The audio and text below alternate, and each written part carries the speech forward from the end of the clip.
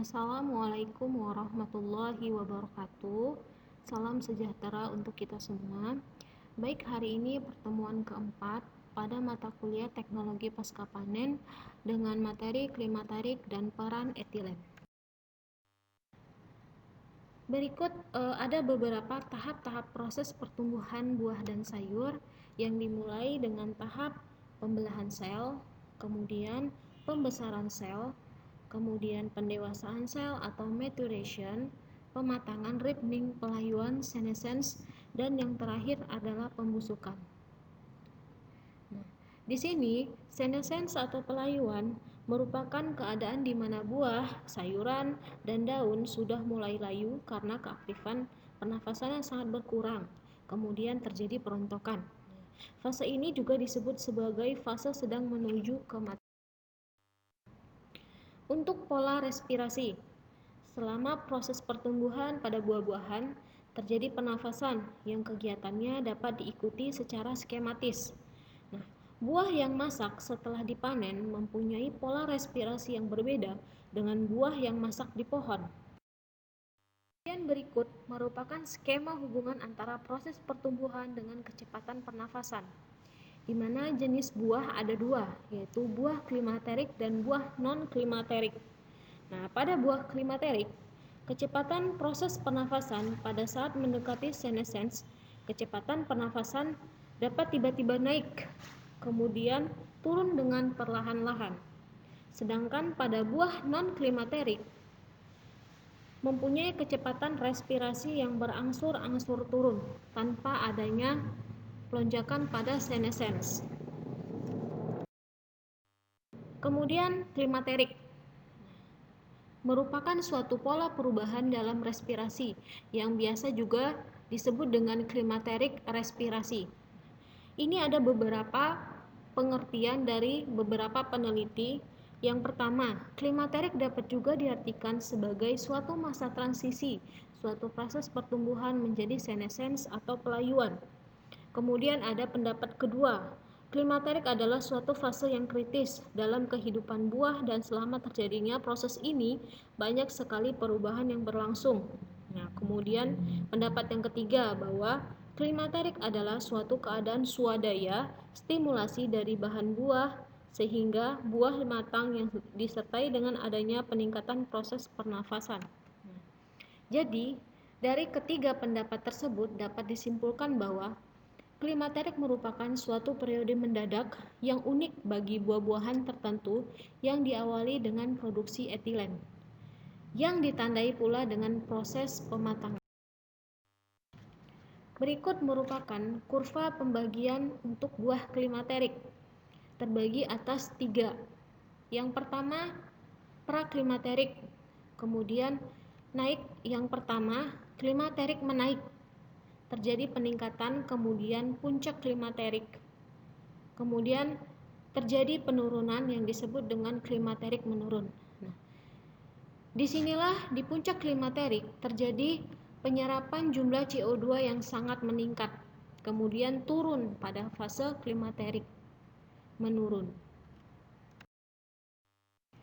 Kemudian kita masuk ke non-klimaterik, jenis buah kedua, di mana non-klimaterik merupakan pola respirasi buah yang berbeda setelah dipanen.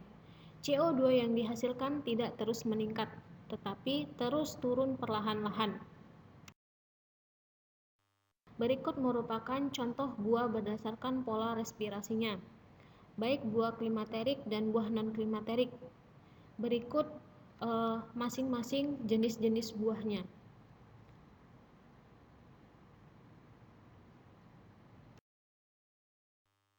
Selanjutnya, peran etilen.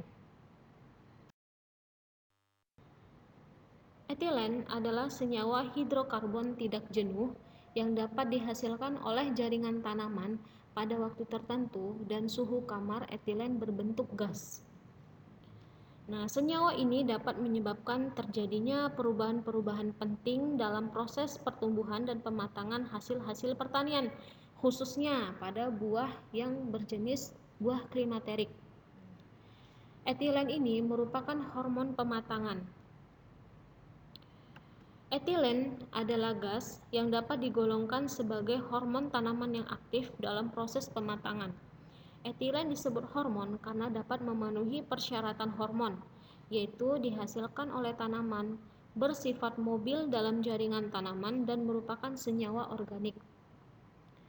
Pada buah-buah klimaterik atau non-klimaterik dapat dibedakan berdasarkan kepekaan buah-buah tersebut terhadap etilen, serta produksi etilen buah selama proses pematangan.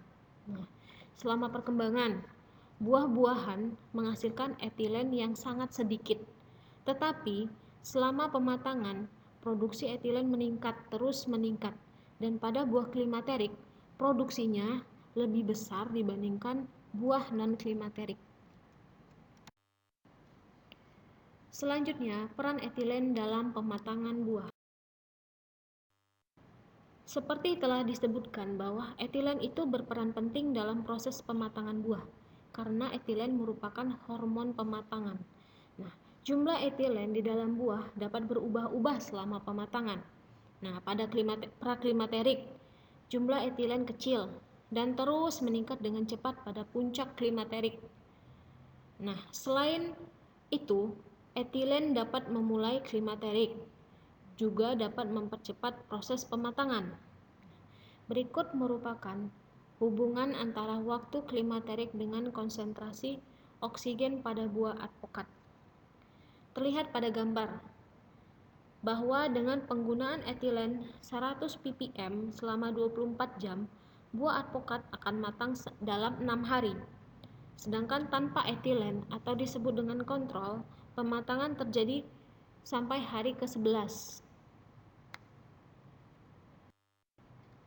Selanjutnya, pengaruh suhu dan tekanan terhadap mekanisme etilen. Dengan menurunnya suhu, maka aktivitas pematangan oleh etilen akan menurun. Nah, sebagai contoh, pada buah apel disimpan pada suhu 3 derajat Celcius. Penggunaan etilen dengan konsentrasi yang tinggi memberikan pengaruh yang nyata pada proses pernafasan buah. Di atas suhu 35 derajat Celcius, buah tidak akan membentuk etilen. Nah, suhu optimal untuk produksi dan aktivitas etilen pada apel dan tomat adalah pada suhu 32 derajat Celcius. Selanjutnya, pembentukan etilen ini dapat dirangsang oleh kerusakan mekanis atau penggunaan radioaktif. Pembentukan etilen dalam jaringan tanaman dapat dirangsang oleh adanya kerusakan mekanis atau infeksi. Oleh karena itu, ada kerusakan mekanis pada buah yang masih di pohon maupun setelah dipanen dapat mempercepat pematangan. Kemudian, penggunaan sinar radioaktif dapat merangsang produksi etilen pula. Pada buah peach misalnya, yang disinari dengan sinar gamma 600 krat dapat mempercepat pembentukan etilen pada praklimaterik. Tetapi, penggunaan sinar radioaktif pada saat klimaterik dapat menghambat produksi etilen. Selanjutnya, perubahan kimia selama proses pematangan. Yang pertama, perubahan pektin. Secara fisik, selama pematangan akan terjadi perubahan dari keras menjadi lunak. Hal ini karena terjadi perubahan turgor sel yang disebabkan dari perubahan senyawa kimia dinding sel yang terdiri dari selulosa, hemiselulosa, lignin, dan pektin. Yang paling menentukan berkurangnya keempukan atau kekerasan pada buah adalah akibat terjadinya degradasi pektin yang tidak larut atau protopektin menjadi pektin yang dapat larut selama pematangan. Perubahan kimia yang kedua yaitu perubahan warna atau pigmen. Perubahan warna adalah suatu yang sangat jelas terjadi selama proses pematangan. Bahkan konsumen sering menjadikan warna sebagai kriteria matang tidaknya atau pada buah. Perubahan utama pada warna adalah hilangnya warna hijau, kecuali pada alpukat. Kehilangan warna hijau adalah akibat terdegradasinya klorofil. Degradasi klorofil ini disebabkan oleh 3 hal. Yang pertama Akibat perubahan atau penurunan pH sebagai akibat keluarnya asam-asam organik dari vakuola sel. Yang kedua, akibat oksidasi, dan yang ketiga akibat dari enzim klorofilase. Kemudian perubahan yang ketiga yaitu perombakan pati. Perubahan komponen kimia yang terbesar selama pematangan adalah perombakan karbohidrat, yaitu perombakan pati menjadi gula, dan ini akan menyebabkan perubahan rasa dan tekstur dari buah. Perubahan pati menjadi gula memerlukan adenosin trifosfat atau ATP. Nah, akibatnya ATP dalam jaringan menurun. Oleh karena itu, jaringan akan berusaha untuk membuat ATP yang baru. Nah, ATP ini akan baru bisa diciptakan dengan meningkatkan respirasi sebagai hasil dari respirasi. Nah, kemudian perubahan yang keempat adalah perubahan asam-asam organik. Umumnya, jumlah asam organik akan menurun selama pematangan akibat dirombak menjadi gula atau menguap. Asam-asam organik yang paling banyak terdapat dalam buah-buahan dan sayur-sayuran adalah asam malat dan asam sitrat. Kemudian perubahan yang kelima adalah perubahan bahan nitrogen. Dalam fase klimaterik terjadi penurunan asam amino bebas, peningkatan kadar protein. Akan tetapi pada fase senescence atau fase pelayuan terjadi peningkatan asam amino dan penurunan protein. Dan yang terakhir, perubahan kimia yaitu perubahan aroma. Aroma merupakan salah satu faktor penentu dalam menentukan mutu buah-buahan oleh konsumen.